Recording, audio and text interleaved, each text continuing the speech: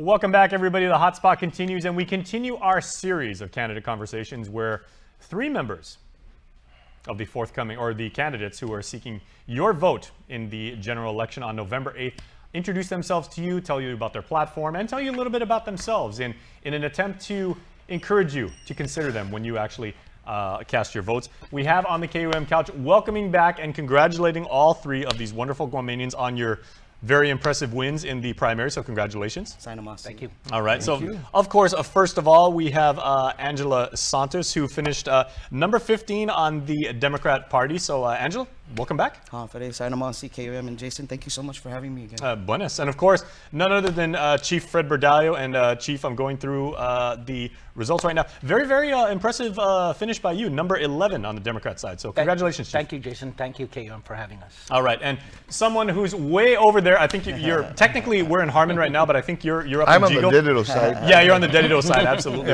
But a veteran member of our law enforcement community, a veteran policymaker, someone who has done this kind of work for a very long time, and someone who I actually ran into at Home Depot on Sunday, Senator Frank Blas Jr., the number 1 vote getter for the Republicans. So, Senator, welcome back and congratulations. I was one of 15 that made it.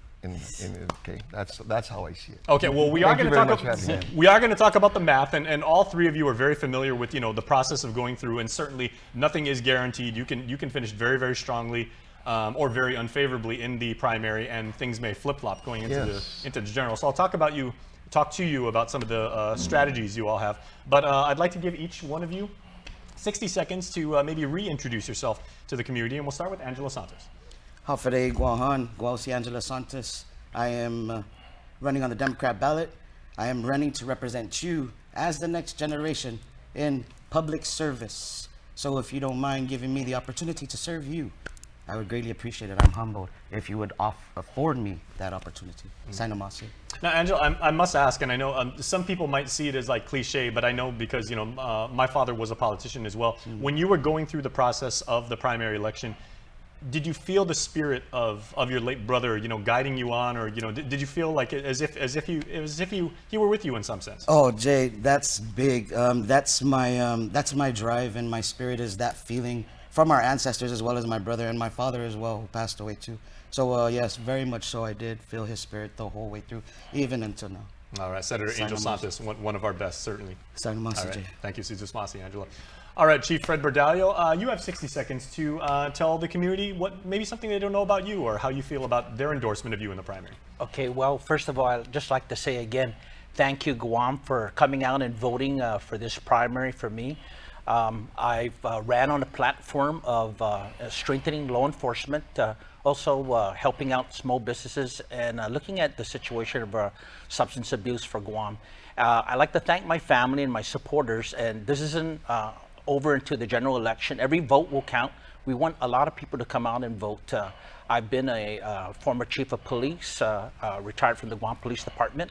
I've also worked as the Veterans Director. I'm also a military veteran. With the Marines and the Army Reserves and the Navy Reserves. I have over 40 years of experience in the criminal justice and military service. So I just like to ask the people of Guam to consider me. This is my 3rd time to run, and campaigns are really very crucial, but at the same time, the votes is what's important for everyone to go out and vote. Okay. Thank you. Thank you very much, Chief. And I want to actually emphasize the fact that the Chief, obviously a lifelong Marine, Semper Fi all the way. Semper Fi. Have absolute and utmost respect for that. But you also said Navy Reserve and Army Reserve, right? Navy Reserve and the Naval Security Forces, the Naval Base Guam during 9/11, September 11, and at the same time also the Army Reserves, the 368 Military Police, and Radio Barragana, Boonie Dogs. Absolutely. So obviously you have an infinite amount of affection for all the branches of service. But I must ask, because here at KUM, we always air that one particular game that happens on a certain November on a certain Saturday. When Army plays Navy, who do you root for, and whose house do you go to? Well, I have my... There's a lot riding on that. I have my Navy, because I was also a alumni of the Naval Postgraduate School, so I have my Navy, and then the Army, of course, because I loved the time I was with the 368, and there was a lot of training and a lot of benefits of meeting so many people who are passionate defending our nation, especially on the war and terrorism. You didn't answer my question, though, Chief. Who do you root for? I got to ask you to look into that camera and either give me a Go Army or Go Navy. I just like to say Go Navy and Go Army. Very, very, very diplomatic. Right. Very well done, You Chief. should have said go Steelers. Well, a Steeler fan through and through, and certainly someone who's very, very happy because your Steelers actually beat the Bengals yesterday. Yes. All yes. right. Took it overtime. All right. So, Yeah. so Senator, you can talk about football or other matters of public policy. You have 60 seconds. Well, first off, Jason and KUM, thank you very much for giving us this opportunity. Good morning and half a day. My name is Frank Blas Jr. Thank you very much for giving me that opportunity to serve you in the 36th Guam Legislature. I'm asking for your support again, as well to serve you, continue in the 37th Guam Legislature. We have a lot of work to do with our economy and getting our community back on track, with morals and our character, and just doing the things that are necessary so that we can get back up on our feet as a result of what we had to go through over the last 3 years. So I'm asking you for your vote, for your support this coming general election. And it would be an honor to be able to serve alongside these two wonderful people as well. Thank you very much. Thank you very much, Senator. Now I must ask you one question, because when I ran into you, it was late in the afternoon over at Home Depot. We were both in line at the same time. We had a wonderful chat, like right at the register. But you were saying that you were getting some supplies for a house project. This is after playing 18 holes of golf, right? On a day that was brutally hot. Well, I tell you what, the permission to play golf, comes with, okay, after you're done, this is the work that I need to get. I still have my husbandry duties that I have to take care of. That's the real constituency right there. That's the real constituency. So I got to make sure so that I can, eat a good dinner and be able to sleep at night to be able to take care of some of the projects. You may go home and maybe the missus may have done her own housing project and change the lock on the doors, but that's completely. My wife loves me. She'd never do that. Absolutely. Yeah, your wife is very, very lovely. So shout out to the senator's wife for sure. All right, we are going to talk about some more serious matters, and as the senator just said, matters that affect our island way of life here. And we'd like to start with Angela Santos. And Angela and gentlemen, you have 60 seconds each for your response. Angela, I'm sure you've seen in the news. Can you share with us maybe some of your thoughts as a potential senator about the increase in illegal entries of Chinese nationals coming into our island by boat from the CNMI? Wow, that's a whole different subject, and I think that the current administration has dealt with it in a timely manner, and as well as efficient with creating that task force. And whatever reasons that they have, that they are docking and they are getting and coming onto our shores, that's a part of humanity, right? But a part of humanity is also the welfare of our island residents and the safety. So that's concerning, but I think that the current administration has been dealing with it, and that's the correct measure with creating that task force to make sure. And it's difficult because we are only our political status only affords us so much to do, but the governor taking it into her own hands and creating this task force shows her concern and her willingness to make sure that we are protected in that sense. So that's my take on that. Very nice. Thank you. Thank you very much, Angela. Chief, I'd like to ask you the same question, obviously, because with your vast experience in law enforcement, obviously in the police department, that was the agency that you oversaw. But this being a little bit more of a customs issue, if you are to claim a seat in the 15 down at the legislature and everything, and this continues to be a lingering problem, how will you get involved with making sure that this, hopefully we can wipe the slate clean? Well, one of the things that's important, of course, in this situation of illegal Chinese immigrants coming to Guam is what are they doing when they exploit the gaps of our border protection in terms of getting in? Is there some human trafficking? Is there organized crime elements, transnational crime? Are there other things, And as a senator in the 37 Guam legislature, I think the people of Guam can count on me that I've had that extensive background in education and homeland security, the Naval Postgraduate School, to really look in ensuring that our federal partners do and work with the local law enforcement and make sure that there's enough manpower, personnel, and enough attention to make sure that we sort of put our intelligence into what's happening and make sure that's enforced, our immigration is enforced. And so we would have to amplify that, and that's what I would be doing to make sure. And a lot of that amounts to really ensuring we have enough personnel that are available to respond to these incidents. Many hands make light work, as they always say. So, Yeah. Chief, real quick, do you see this as maybe, is this this particular instance of illegal Chinese nationals coming into Guam, is this maybe an edge case that we can address and hopefully like rectify, or is this maybe the tip of an iceberg on a much larger issue? I believe that when they see our response in increasing personnel, increasing response and collaborating with the federal officials to make sure they're protecting our borders, I think that causes a deterrence, and that gives them second thoughts. And it's not new that the potential for even espionage would be there, because even during the Vietnam War, there were Russian ships offshore that were monitoring B-52s flying out of Anderson to Vietnam. So,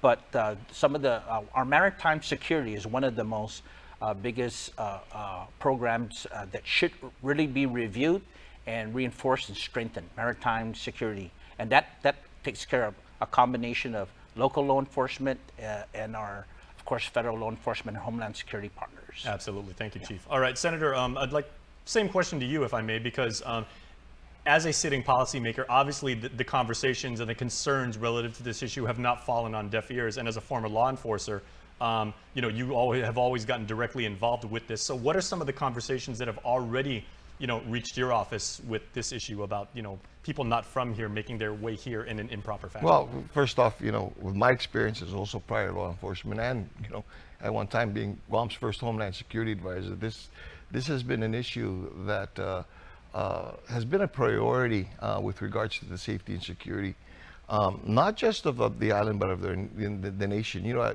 Nationally, we've been touted as being the tip of the spear. Mm-hmm. Okay, and then you look at the international portion of this. Who is coming in illegally? It's Chinese immigrants. Who is our number one? Our number one threat in this area? It's China. So obviously, like Chief Fred had stated here, you got the propensity of not just the illegal entry, and I have to agree with Angela. There's a humanitarian effort to this whole thing. Mm-hmm. However, you've also got to remember that you got the protection and the safety of our people, mm-hmm. and that comes first. And so when you're looking at this and having to have these conversations, one of the things you want to make sure is you shore up the measures to be able to interdict this. And then you look at other measures so that you can stop it later on as well. Mm-hmm. Do we have a proper public policy infrastructure to properly address this issue like right now, or does this require There is a additional policy that exists, and because, as was stated, because of our political status, it's basically a national effort. What we've got to do is basically not so much from the customs standpoint, but from the immigration standpoint. Mm-hmm. Okay. What's happening in the southern borders of the United States, that border Mexico, we don't want that same kind of situation over here where they bring them in and there's nothing much we can do, and tell them to come back, for another court date. We've got to be able to stop that. Mm-hmm. Yeah. Okay, and then obviously, as our Hannah Devanzo was covering the story when it first broke, and the jurisdiction and exactly who has proper authority over this was kind of up in the air, hopefully. Okay, we're going to do one more round of questions and then go to commercials. So we'd like to go back to Angela Santos. Despite public shelters for people on Guam who do not have permanent place of residence, there are still a lot of homeless people like on our island. You go almost in any village here and you see them like on the side of the streets, possibly asking for a handout, like asking for help. If elected, how would you help those who do not have a permanent place to live? Well, I've already been, everyday life happens. In my capacity as a human being, I've been in that process helping our people already along the way. So if elected, I will continue my efforts as a human being, despite being a senator, if you would allow me. Despite being a senator, I continue my human efforts, humanitarian efforts, and assist them in any possible way that I can as another human being living on Guam. All right, very well. Thank you, Angela. All right, Chief, same question for you, because I saw like one of your very well-designed campaign signs, I may add, is right a stone's throw away from us here on Hamburger Road. which is known to be in a direct pipeline of a place where many people who are homeless, will go and ask for, handouts on the side of the road and everything. So people literally are looking to you for some sort of solution. So what would you say to them? I would say that one of the strategic things is to have partnerships between our nonprofit organizations that currently operate to help some of the homeless and our government agencies like behavioral health and wellness. Them partnering up and taking a homeless account and making sure that they can count for them and some services they can have, even to the point of some of the businesses who've been generous in looking at some of the homeless problem, and then looking at what we could do with facilities that they can use, and also creating jobs for some of the homeless too, because some of them will have maybe some mental health problems, but they have some ambitions. I see some of the homeless individuals who are homeless, they want to succeed and get out of that same situation. And that's where we would have a combination of nonprofit organizations, businesses, and government all partnering together to address some of the situations that these individuals have. All right, very well done. So speaking of infrastructure, putting together like a whole network of resources to hopefully help these people. All right.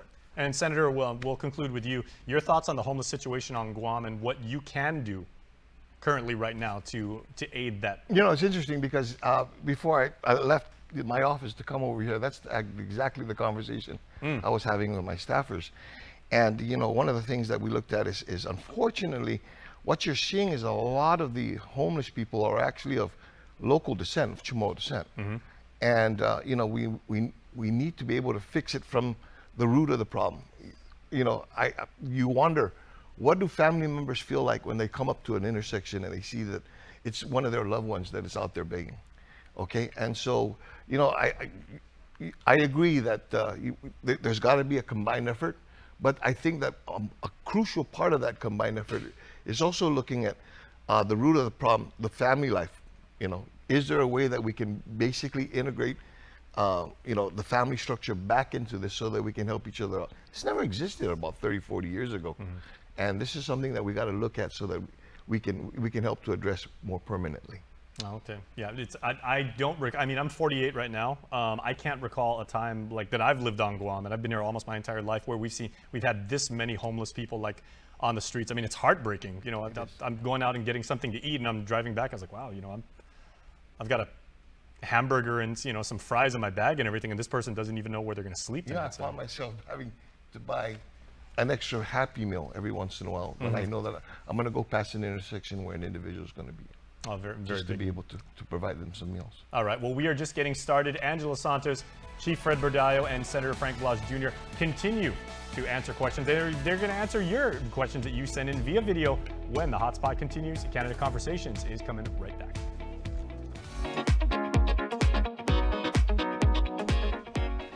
We are back, and you are watching Hotspot right here on KUAM. Thank you so much for doing so. We have here senatorial candidates Angela Santos, Fred Bordallo, and Senator Frank Blas Jr. Thank you once again for joining me, and thank you, all of you in the community, for sending us your video questions. We are going to go to those right now. So again, 60 seconds for your response. Our first video question comes to us from John Raymond Uggan down in God's country in Talafofo.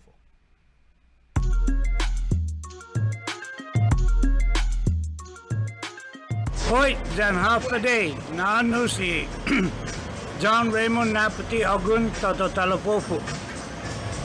I-question no para itori kandidato ni man malalago na siya gobyerno, senador, attorney general, o masya din na kandidato. Question numero uno. How are you gonna go about to improve the economy that exists now? And if you were wondering, yes, in fact, that was the Carabao man himself, John Raymond Uggan. Many of you have seen him at Valley of the Lati. Angela, I know you know Uncle John very, very, very well. So what is your response to, how is he saying, what is your solution to improving the economy in its current state? Well, offering our people the opportunity to have the services that our government provides, to receive and apply for licenses, business licenses and everything like that. Having it streamlined and having it an easier and a more efficient way to execute the opportunities for our people, because right now it's not even at that. It's not even up to par. So mine is first, as Uncle Frank said earlier, is getting down to the root of the problems, and that's what I would like to work on. Very interesting. Also, Uncle John, I know when we had our morning show, like the link he was saying when Valley of the Laddie shut down, that directly affected his operations because he's got to not only care for, but feed and provide for like all those animals down there, the carabaos among them. So thank you, Angela. Good answer. All right, Chief, over to you. Same question, but how would you go to address the economy in its current state and hopefully improve upon that? And you said, economic prosperity is part of your platform. Yeah, economic prosperity and also economic security. And the security portion is very important for businesses to operate and our community to get back to work, and individuals, they need to feel safe. So my priority is to get us back safe with an increase in law enforcement presence. And then, of course, diversifying the economy. Our tourism got a hit. And one of the things I have in mind is really capitalizing on the talent that we have in our entertainment industry, film industry, because I think we have a lot of local talent that could be shared with the world. And at the same time, when we're doing that, be cost efficient with government and use some of that savings toward stimulating the economy with small businesses and helping them out. And that's one of the areas that I'm going to focus on too. Of course, also substance abuse. When that is addressed in an effective manner, then you see more people being productive and they're out there, and that will help grow the economy because some of them get into entrepreneurship. I know that sentiment that you shared, Chief, about economic security has been shared by several of your contemporaries because they were saying, if a mom and pop store doesn't have to, put the just total hardcore security, the bars on When their they're on their spending more storefront, on that to protect themselves. it makes for a from the more crime. attractive Yes. store Yeah. that people are going to want to and patronize. That's correct. Yeah. Yes. And our education system too. Yeah. What's important, leverage the technology. My wife is a teacher right now, and more of our students and more we invest in our education, both at the public schools and in the higher education, University of Guam and Guam Community College, which I'll be an advocate for, that's really going to really help push out some of the talent that we have to become leaders, the next future generation of leaders in our youth. All right, thank you, Fred Berdalio. Interesting thoughts by the Chief about possibly making Guam a haven for film production, because if you're not familiar with the movies, there's a lot of tax revenue that Guam could get, like if we bring or make Guam a place where people could come out and produce movies. Or, Senator, I saw you deeply engrossed in thought when this question came up about restoring the economy, improving the economy, fixing the economy. First of all, how would you actually frame this question and everything? Do we have to fix? Is it a tourniquet? Is it a Band-Aid? Or do we just like basically go diversify? Like, well, it's all of the above. Okay. What we've experienced over the last 2 years is short of World War is unprecedented, and a lot of businesses took a really big hit. There are still businesses that are shuttered. There's still businesses that are closed. We need to be able to diversify our economy. This gave us a great time to be able to look at what we've been doing and what we can do better. I ran on the platform of helping to rebuild the economy. I led efforts to be able to help small businesses through a number of programs. I also authored legislation that would provide more funding for services like the Guam Unique Merchandise group. And so it's the diversification of our economy and looking at how we can do things better as a result of what we've been through.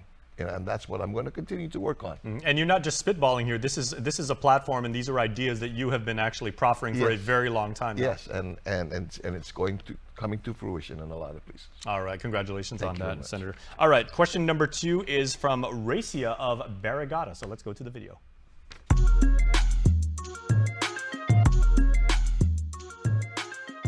Hi, I'm Racia and I'm a psychiatric technician. My question to the candidates is, if elected, what steps will you take to ensure recruitment and retainment of police officers for the safety of our island? Thank you. All right, I cannot wait to hear responses to this. Seeing as how we have 3 people who have said they want to get more cops on our streets and possibly, deputize more Guamanians to protect and serve. So we'll start with you, Angela Santos, on your thoughts about getting more police officers recruited, trained, and enlisted. Well, first of all, you're giving them the opportunity to shine, and by doing that, we allow them to be that much as our premier law enforcement agency in the government. So, providing them the opportunity to have that, that feel as if they are our premier service in the law section of the government and on our island, is providing them that base rate and securing that they have and that they feel. Sorry, I was interrupted, but I lost my train of thought. But allowing them that pay to make sure that they know that they are our premier law enforcement agency on our island, and we care about them because we care about our island and Compensation, our people. very important. Very obviously. important There we go. for retention as well as recruitment, right? You give them that start, that base start, and you make them feel like, yes, okay, they do. My life is valuable because I'm going to protect and serve the people of Guam. Very, very good thoughts. Thank you, Angela. All right, Chief, few people know as well as you do, given the seat that you previously held, how much we need additional members to wear the badge and go out and do the job every day. So what are some of your thoughts on making employment within GPD an attractive, prospect? Because like Angela said, compensation probably being the number one or two most important thing. Well, I thank you for that question. One of the things too is I used to be a Marine Corps recruiter 2 years in Louisiana. And if it wasn't for recruiting programs for the Marines, we wouldn't get the individuals coming in and joining and strengthening the Marine Corps as a whole in terms of manpower. For GPD, and to include all the other law enforcement agencies, I've seen some of them recruit. I saw Department of Agriculture get some volunteer reserves. And I've seen also the marshals have a reserve program. And one of the things when you're searching for individuals in the community who are mentally, morally, and physically qualified, the way to do that strategically is to have outreach. And I think Guam Police did one over at the malls, but they have to follow up with that. Every law enforcement agency has to follow up and give a reporting to the Guam legislature and to the governor. What's the progress? What's the measurements? And how many are actually got recruited? And how many joined, and then we could see a success on what they're doing. Because they have to have different ways, not only just the pay, but the working conditions and what other benefits they may be able to do, like the retirement system and everything else. Let me ask you, Chief, with your experience, and solely your opinion right now, right? What type, because we use the word, police officer or cops, right? Like kind of generally. Yeah. What specific types of police professionals does Guam need most? Is it patrolmen? Is it detectives? Is it supervisors? Is it like what? Well, what we need basically is the basic law enforcement police officer or patrol officer, right? I see, I gave a kudos to the Guam Port Authority Police. They're down there enforcing traffic on Polaris, right? So we're seeing them out there in the street. When people start to see the presence of police officers, whether it be a reserve patrol officer, or a reserve police officer, or a full-time police reserve, people start to feel a little bit more appreciative and confident and safer when they see more presence of that. So the most basic that people want to see is a patrol officer in their villages, in their neighborhoods, because that causes a deterrence on criminal activity. Right. The effectiveness of that. To include park rangers too. There's only 2 park rangers serving our entire island, but they've been authorized by law to have a park ranger reserves. If they have that increased and they go through the training as like what GPD does and what the other law enforcement agencies do, we could see a little bit of an impact. But it takes a little bit of reaching out, like recruiting is, reaching out and then doing the training. So that's the other portion. Just recruit is not enough. You have to now start the training on that. Well, let's go to the senator now, because Senator, obviously, with the marketing of what it means and the distinction and the pride that you will have being a law enforcement officer on Guam, that's one thing. But also legislatively, you need the money to do so. So, I mean, again, this is a very multi-dimensional problem and everything. So how would you attempt to solve that? Well, first, I want to go back to my days in law enforcement. When I was in the police department, we had over 500 officers, in the police department. I think today the total manpower to include the civilian and the auxiliary personnel is less than 500. Okay, and while we can go through the recruitment and everything, I think also what we need to also do is also start to look at how we can integrate more so. Many of the places like the airport police, the port police, conservation, everything. Those were all assignments at one point in time with the Guam Police Department. Okay? I didn't know that. And so what These we were need- details. Those were details. Okay. I remember at the airport, you knew you were in trouble because you got CCON. Okay? and so what we want to do is basically find a way to be able to maximize the resources that we already have. Okay? But then also, at the tail end of this thing, we got to make sure that when the police officers gain respect, is that when you get arrested, there is a consequence to that offense. And so it goes further than that. Now we go into the judiciary process. Okay, so there's a whole area of now reformation as a result of being able to move everybody out, but then also to make sure that when you do the crime, you're going to do the time. Absolutely. Okay, well, and of course, the current police chief, Stephen Ignacio, of course, has said that he's even considering a possible idea brought forth by retired GPD professionals who have said, they would like to possibly, come on and lend their experience and their, invaluable skill to help out GPD possibly on a temporary basis. So very, very interesting there. All right, final question comes to us from a physician on Guam, our friend Dr. Hoa Wen at American Medical Center. Here is his question.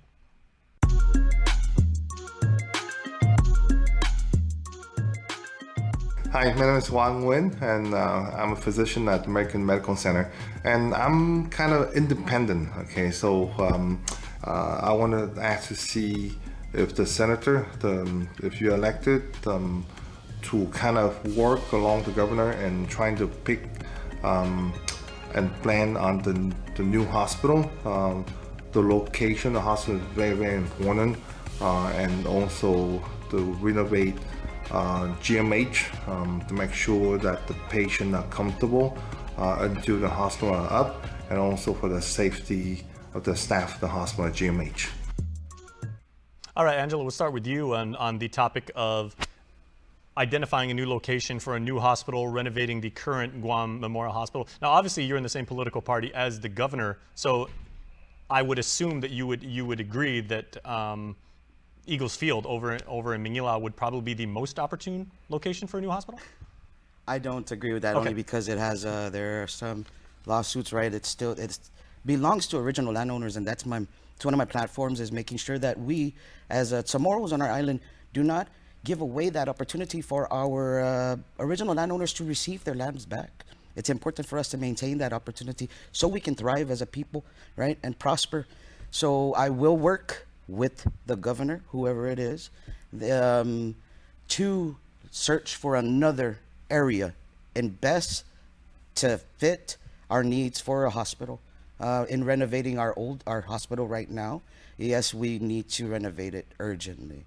Should it be, in your opinion, Angela, like at the the now vacant where the old GMH used to be? Could that be the site of a possible new GMH? Well, we have to really assess that, because then that means tearing down the old GMH, right? And if the building has not been broken down yet, but then that also you have that property right there, where I think is when you build on an area, you tear down the building that is existing there. There's some effects that it has on the land. So is it structurally in place and safe? I'm not aware. So maybe we can look at another place. All right, very well said. Thank you, Angela. All right, Chief. Obviously, as a proud son of Guam, like everybody says, if you put a hospital centrally located, that's probably the best in terms of like the law of averages and everything. But is there a better location to house a new hospital? Well, my mom, when she passed away, but she used to work at Guam Memorial Hospital as a director of nurses. My sister, Dr. Annie Berdalio, currently works there now. One of the things that medical director, right? Yeah, one of the things that I'm very concerned about, because the Army Corps of Engineers have already looked at the hospital. We just recently had an earthquake, and they've deemed that hospital is very old too. You can do some renovations, but I'm thinking about that Florida condominium, that apartment that collapsed, and there were warning signs and signals, that they found some discrepancies on the condominium. It was real close to the beach, to salt water. And it's a critical issue. We don't want anyone hurt up there at the current place for Guam Memorial Hospital. I don't want to put any roadblocks in front of the administration. I will work with whoever the governor is to make sure that they keep in communications with the Guam legislature about the site that they choose and just how long the timetable would be to have that new hospital. And when it comes down to distances and travel, this isn't compared to the States. A short drive is different from a short drive in the States when you're in a freeway or 25 miles up the road. This is a small island, and I believe that it should be centrally located. All right, and thank you for that, Chief, because of course Dr. Wen was also asking about renovations to the current GMH for the safety of not only patients but also staff. So thank you, Chief. All right, Senator, you sat up, so I know you're really cranking to address this. And do you think should the current GMH in its current form, once a new one is ready to go, like be shut down, or can you run 2 hospitals possibly like in parallel for a small amount of time? No, first off, Jason, I want to go back to we wouldn't be having this conversation if we didn't have millions of dollars come into our island based on federal stimulus packaging. Okay, let's be frank and very honest with this. What would the this ARP conversation? What would this conversation have been had the pandemic not occurred and we had to work on the economy on this? Would we start talking about a $1.6 billion facility? Okay, or will we look at basically now still having the money left in ARP to be able to fix those problems, those pressing problems that need to be fixed at the hospital, okay? So that, building a new hospital is 10 years down the road. But if something were to happen at the hospital tonight, it could be, according to Lillian Posadas, it could basically shut them down. We can't afford that, okay? Moving it to another place, maybe another area, okay? But where they're at right now, there are still far more issues that are not resolved, that have not been addressed before you can even do this. Let's fix the hospital now with the money that we have, because we have these billion-dollar conversations today. All right, well, thank you, Senator. All right, we are going to take one more commercial break, but please stay tuned because you don't want to miss what's coming up. We will ask Angela Santos, Chief Fred Berdalio, and Senator Frank Blas Jr. a little bit about themselves and their personalities so that you can have something to think about when you head to the polls on November 8th. That's next. All right, welcome back. Now, we are going to go into the lightning round, which, depending on your perspective, may be the most fun part of this segment or the most harrowing, but no, don't worry about it. We are still talking to Angela Santos, Chief Fred Berdalio, and Senator Frank Blas Jr. And we'll start with Angela. Here we are. Rapid fire question. We don't need a dissertation on this, just, some aspects about your personality. Angela, after a long day, how do you unwind? Ooh, a good drive, catch a sunset, and spend some alone time with myself. There you go. Yeah. One must always reflect. Yes, ma'am. All right, that's a good way to end the day. All right, Chief, how do you spend a long day, and how do you kind of center yourself after a long day? I'm with my wife. We're the only ones in the house as grandparents, but I just like to play piano or guitar. I have some instruments that I play. I used to play in a band, 1015. With George, the late, former Captain George Hernandez. So just playing music, really helps me out. And then I read a lot. I'm a reader. Okay, if you have a tough day, would you rather play guitar or just tickle the ivories? I just like to play the piano. Play the piano. That's actually what there you go. I play Metallica when I had a particularly rough day. That's just me though. Yeah. Crank it up to 10. All right, Senator. When you've had a particularly rough day down there in a Hessler Place and everything, what does Frank Blas Jr. do to unwind? This is a cop thing. I play the guitar. Have you guys ever jammed together? I don't think we've ever jammed together. Okay, I've heard him play. Okay. Okay. So what do you play? I play the guitar. What type of music? A lot of, I grew up in the Cecilia Capono, Calipana era. Okay. There you go. And then play a little bit of Eagles and. Well, tell you what, you play About You by C&K for the wife, and she's never changing Where's the locks, guitar? I guarantee. I'm not a cop, but I like to play guitar too. There you go. Hey, or read a book too. Yep. 3 guitarists is basically like 3/4 of the Eagles right now. So, all right. So, Angela, question number 2. Speaking of music, your go-to karaoke song. Karaoke. Just Once by James Ingram. Ooh. Can you maybe favor us with like the first verse? Just once. Can we find a way to finally make it right? Nice. It's that song and Casamiento, or like on any Guam. I did my best, but I guess my best was it. My vocal cords are nowhere near as good as Angela. All right. All right, Chief, I can't wait to hear this. When Chief Fred Berdalio breaks out the karaoke machine or the -1 or the laser disc, whatever like that, what is your go-to jam? You are the sunshine of my life because I'm Team Sunshine with Uncle Carl. Can't go wrong with Stevie Wonder. Very nice. Yes. Okay, do you do the more slow, subdued version, or the more I like up-tempo? the cha-cha, like the cha-cha tempo of it, right? Oh, very nice. Okay, yeah. very good. Okay, Senator, I'm thinking maybe again with C and K. Yeah, throw you off track. Lady by Kenny Rogers. Ooh, I'm your knight in shining armor, and I love you. Yes. Okay, now. Always for my wife. Okay, do you do the version that Kenny did with a duet with Lionel Richie? I can try, but I can't reach the chords that Lionel Richie. Not anymore. Okay, you guys, make sure that you create a Spotify playlist, will you, of the songs that Angela, Chief, and the Senator are putting. Man, these are classics. No, we gotta have karaoke night right here. All right, Angela, if you could build your ideal Fiesta plate, what would be included? And I'm gonna give you a bonus. You get the nice plate, the one with the 3 compartments. Are you ready? The Dixie plate. So it would be kamuti, motsizas, then she's chicken kilogram. Okay. Three compartments. Healthy-ish. Very nice. All right, Chief. I know you can cook. And you take pride in your Chamorro cuisine. So if when Chief Fred Berdalio puts together his ideal Fiesta plate, I just like the red rice, the barbecue spare ribs, the chicken Calaguan, and some fish to go with it. Very nice. Yep. Okay, you take a good nap after that too. Yes. All right, Senator. Oh, I had probably the best frittata and Friscoon babui. Okay? Ooh. A few weeks during the primary runs, okay, down in Pneumatic. Okay, it came from the Democrat side. Okay, so that would be one of the first things on my plate. I love fish too, and then breadfruit. When it comes to the pig, do you also get the skin, or do you just go for the No, the I meat was and the taking the manteca? frittata. That frittata was awesome. Oh, okay. God. Well, see, That's a little hint to the people down in Pneumatic. I'm coming back down. Now, see, I consider myself somewhat of a Fiesta plate engineer because I always have to have, like the layer of like the pan de leche, so that the juice from the pickled cucumber doesn't bleed over into the velvet cake. But, But everything goes into one place, so just put it all there. That's very, very true. All right, Angela, your day. Finish this sentence for me, if you would, please. Your day is not complete without. Talking to the one who holds my heart.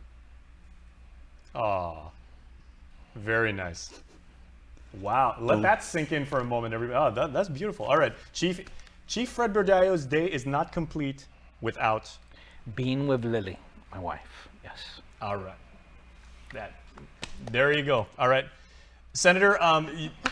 Kind of hard to be the last man in this, given these 2 perfect answers, but Senator Frank Blas Jr.'s day is not complete without saying I love you.